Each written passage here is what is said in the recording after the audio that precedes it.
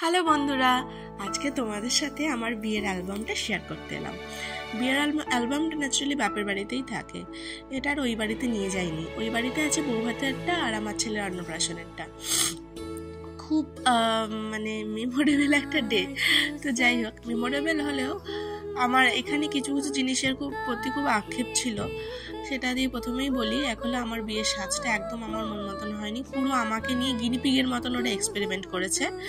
আর দ্বিতীয়ত নয়, পরেই বলছি। চলো দেখো আমার বিয়ের অ্যালবাম। আমার বিয়ে হয়েছিল 17 জানুয়ারি 2019। আমার লাইফস্টাইল, আমার লাইফ সম্বন্ধে তেমনভাবে কোনোদিনই তোমাদের সাথে শেয়ার করিনি। তোমরা যদি জানতে চাও নিশ্চয়ই আমি শেয়ার করবো। কারা কারা জানতে চাও অবশ্যই কিন্তু কমেন্ট সেকশনে জানিও, আমি জানাবো। এই যে দেখছো আগের ফটোটা ছিল আমার হলদির ফটো, আর এইটা দেখছো এটা হলো সকালে যে দধিমঙ্গলের ফটো, সেটা আমার বড় মামনি আমাকে খাওয়াচ্ছিল। এই যে দেখো সকালবেলা জল সইতে যাচ্ছে আমার বড় মামা, বড় মামনি, আরও পিছনে আত্মীয় স্বজনেরা আছে, পাড়া প্রতিবেশীরা আছে। এইটা হলো আমার বাড়ি। কারা কারা আমার বাড়ির হোম ট্যুর দেখতে চাও তারা অবশ্যই কিন্তু কমেন্ট সেকশনে জানাবে, আমি তোমাদের সকলের জন্য শেয়ার করব। আগে যে বয়স্ক মানুষটির যে ফটো দেখলে সেটা ছিল আমার দাদু, উনি আর এখন বেঁচে নেই, আমার ঠাকুরদা। এই যে এইগুলো সব হলদির ফটো। এইখানে দেখো আমার হলদির দুপাশে দুজন বোন দাঁড়িয়ে আছে, এক হলো আমার মামার মেয়ে আর এক হলো ওর মাসির মেয়ে, মিষ্টি আর গুড্ডি। এই যে দেখো সব হলদি। এইখানে দুই দিদি আছে, আমার পিসির মেয়ে আর মাসির মেয়ে। আর এইটা হলো আমার এক কাকার বাড়ি বিরাটিতে। আমার বাবার খুড়তুতো ভাই হয়, যিনি আমার বৃদ্ধি করেছিলেন, নানি করেছিলেন আর কি। ছোট ছোট এই স্মৃতিগুলো অ্যালবামে বন্দী থাকে বলেই হয়তো মনের মধ্যে এখনো অব্দি অনুভূতিগুলো বলতে বড় সজাগ করে দেয়, খুব টাটকা করে দেয়। এইটা হলো যখন জল সইতে গেছিল তখন। এই যে হলদির পরে যখন জল আর কি ঢালা হয়েছিল। তবে তোমরা একটা জিনিস খেয়াল করবে, সমস্ত কটা ফটোতেই না আমার চোখ মুখটা বড্ড শুষ্ক ছিল। সেই মনের আনন্দটা না সত্যি ছিল না, আবার মানে মনের আনন্দটা আমি প্রকাশ করতে পারছিলাম না। এই যে দেখছো এটা হলো আমার দিদির দুই ছেলে, দুটো যন্তর। এই যে বাড়িটাকে সাজানো হয়েছিল, আর এটা হলো আমার বিয়ের অনুষ্ঠান বাড়ি। সুস্মিতা ওয়েটস দেওয়াশিস, আমার অনুষ্ঠান বাড়িতে বিয়ে হয়েছিল। হালদির আরো কিছু ফটো। তো চলো দেখো, সব কটা ফটোতেই মুখটা খুব শুষ্ক। আসলে আমি আনন্দটা সেভাবে প্রকাশ করতে পারিনি। একটা বিশাল ঝড় বয়ে গেছিলো আমার উপর দিয়ে, অনেক মানে সেই ঝড়ের কথা আজ মনে না পড়লেই খুব ভালো। যাই হোক, দেখো প্রতিটা ফটোতে আমার চোখ মুখটা কেমন শুষ্ক, আর আমার মেকআপটা পুরো আমার মানে জঘন্য হয়েছিল। মানে বললাম না, আমাকে পুরো গিনিপিগের মতন এক্সপেরিমেন্ট করা হয়েছিল। আমার সাথে কি হয়েছিল সেটা যদি তোমরা জানতে চাও আমাকে অবশ্যই কমেন্ট সেকশনে জানাবে, আমি তোমাদের সাথে সবটাই শেয়ার করব তোমাদের সাথে। মানে কি হয়েছিল আমাদের সাথে আজও অবধি ওটা মনে পড়লে আমার রাগে মাথা গরম হয়ে যায় বলতে পারো, আজও অবধি। তো এই ছিল আমার বিয়ের বেনারসি। আমি কেনাকাটি করেছিলাম আদিমোহনী মোহন কাঞ্জিলাল থেকে। আমার এটা শখ ছিল যে আমি আদিমোহনী মোহন থেকে কিনবো। হ্যাঁ, জিনিসপত্র শখ যা যা ছিল বলতে পারো সেগুলো সবই পূরণ হয়েছে। মানে ড্রেস আপ সেগুলো সবই কম বেশি পূরণ হয়েছে। কিন্তু ওই আমার খুব ইচ্ছা ছিল আমি এই পলা বাঁধানো যেটা পড়েছি সেটা নিজে ইনকাম করে কিছু একটা অন্তত বানাবো। তো আমি টিউশনি করতাম, টিউশনির টাকা দিয়ে আমি পলা বাঁধানোটা বানিয়েছিলাম। আমার জন্য একজোড়া, আমার মায়ের জন্য একজোড়া বানিয়েছিলাম।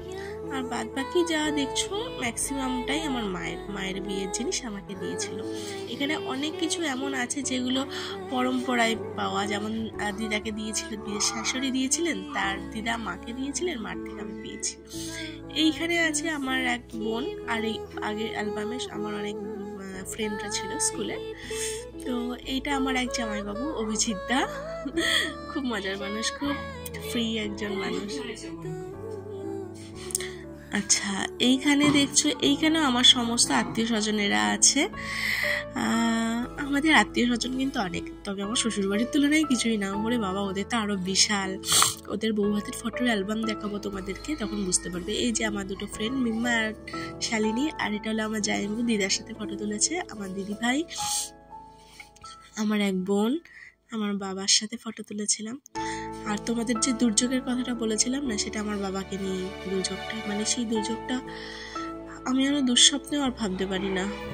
এটা আমার বাবা মা, আমার বাবা আর মা। আচ্ছা, আমাকে কার মতন দেখতে তোমরা বলো তো? আমার তো আজ অবধি আমি কারোর মুখের সাথে মিল পেলাম না, শুধু কিছু কিছু চারিত্রিক বৈশিষ্ট্যের যা মিল পেয়েছি, এছাড়া মুখের মিল আমি কারোর সাথে পাইনি। এই যে আমার মা বরণ করছে, আর এই যে আমার পতিদেবতা। যাই বলো আর তাই বলো, বিয়ের দিনের লুকটা কিন্তু দারুণ ছিল। লোকে বলে টোপর পরলে, ধুতি পাঞ্জাবি পরলে এটাকে ক্যাবলা ক্যাবলা লাগে, কিন্তু আমার কিন্তু খুব ভালো লেগেছিল লুকটা। এক কথা জাস্ট অসাম। আর যার হিরো তার কাছে অল টাইমই অসামই থাকে, তাই না? আমার হিরো যেমন আমার কাছে অসাম, তোমাদের হিরো তোমাদের কাছে অসাম।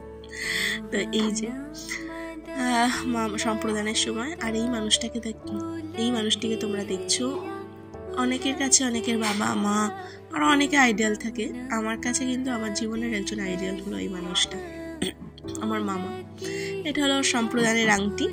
আমার দিদি চাইবুরা সম্প্রদানে ওকে, আমার দিদি চাইবু দিয়েছিলেন ওকে সম্প্রদানে এই আংটিটা। ওদের চাইবুর ইচ্ছা ছিল যে সম্প্রদানের আংটিটা চাইবু দেবে, তাই জন্য। আমি কোনোদিনও আমার কি কি বিয়েতে পেয়েছি সোনার জিনিস কোনোদিনও তোমাদের সাথে সেভাবে শেয়ার করিনি। আচ্ছা, তোমাদেরকে আগে বলি, এই যে এই মোমেন্টটা, এই ফটোটা যারা ক্যাপচার করেছিল, আমার এই ফটোটা খুব ভালো লাগে। যে ওর যে তাকানোটা আমার সত্যি খুব ভালো লাগে। এটা একটা মোমেন্ট, ভীষণ ভালো লাগে। ওর পেছনে দাঁড়িয়েছিল জায়গু। তো দেখো, এই ফটোটাতে খুব সামনে দিয়ে দেখতে পারবে, আমি চোখ খুলতে পারছিলাম না, এমন জঘন্যভাবে ওরা সাজিয়েছিল। মানে আরও প্রচুর প্রচুর ফল্ট, মানে ওই ঘটনাগুলো না বললে তোমরা বিশ্বাস মানে বুঝতে পারবে না, এমনভাবে আমাকে বাজেভাবে এক্সপেরিমেন্ট ওরা করেছে। তো যাই হোক, এই বিয়েতে বসেছি। আর এই বিয়ের সময়টাকে জুড়ে এই ঠাকুরমশাই আমার বিয়ে দিতে বসেছিলেন। মানে ওনার কি খিদে পেয়েছিল না পটি পেয়েছিল জানি না, এইটা একটা আক্ষেপের জায়গা যে এত ফাস্ট বিয়েটা হয়েছে, এবং কোথার থেকে বিয়ে শুরু হয়েছে, কোথার থেকে বিয়ে শেষ হয়েছে, আমি আজও নিজে দিশা করতে পারি না যে বিয়েটা একটু সুন্দরভাবে, একদম না। আর যাই হোক, চলে এলাম সেই মোমেন্টে, লাইফের one of the best moment, সিঁদুরদান। তবে সবাই বলে সিঁদুর নাকি নাকে পড়লে বর খুব ভালোবাসে। আমার সিঁদুর এক ফোঁটা নাকে পড়েনি, একদম স্ট্রেট উঠেছিল। আমার সিঁদুর দানের একটা শর্ট ভিডিও আমি আমার প্রোফাইলে পোস্ট করেছিলাম, তোমরা দেখে নিও। পুরো স্ট্রেট সিঁদুরটা পড়িয়েছে নাকে, কিন্তু তেমন পড়েইনি বলতে। আজও ওকে বললে বলে কি, ঠিক আছে ধরে নাও ভালোবাসি না, তাই জন্য পড়েনি। কি বলবো, একদম পুরো। তো যাই হোক, বিয়ে তারপর বসে আছি। আমার বর বলেছিল তোমাকে তো চেনাই যায়নি, যে আমি তো প্রথমে ভেবেছিলাম পাত্রী বদলে গেছে। কাকে দেখে বিয়ে করতে রাজি হয়েছিলাম, এটা কি মনে হয় পাত্রী বদলে গেছে। মানে সাজটা এতটা জঘন্য, মানে সাজটা পুরো এমন করেছিল ওরা। আর এই আর কি, এই যে দেখো, এইটাকে কি যেন বলে। আচ্ছা, এই পা দিয়ে নোড়াটাকে যে ঠেলে, এটাকে কি বলে? তোমরা যদি কেউ জানো আমাকে একটু জানিও না, আমি এটা জানি না। এই পা দিয়ে নোড়াটাকে ঠেলে তারপরে খই ঢালে, এইটাকে যে কি বলে আমি ঠিক সত্যি জানি না। আর এই যে this is the worst moment সবার লাইফের জন্য। এখন দেখলে হাসি পায় বলতে পারো, আসলে নিজের সময়টা তো কেটে গেছে না। দাদু আশীর্বাদ করছে, মাসি প্রত্যেকেই আশীর্বাদ করছিল। সবার মোমেন্টগুলো তার ফটোতে ক্যাপচার হয়নি, তাই আমার মা। এই যে বিদায়ের সময় আমি কিন্তু ওই কি বলে ঋণ সূত্র আমি এইসব করিনি, আমাকে দেওয়া হয়েছিল আমি ফেলে দিয়েছিলাম, করিনি, কারণ আমি এইসব নিয়মে বিশ্বাস করি না। আমার বাবা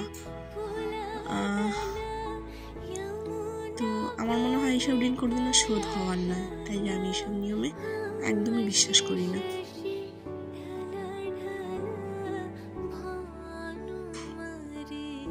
এটা হলো আমার রিসেপশনের লুক।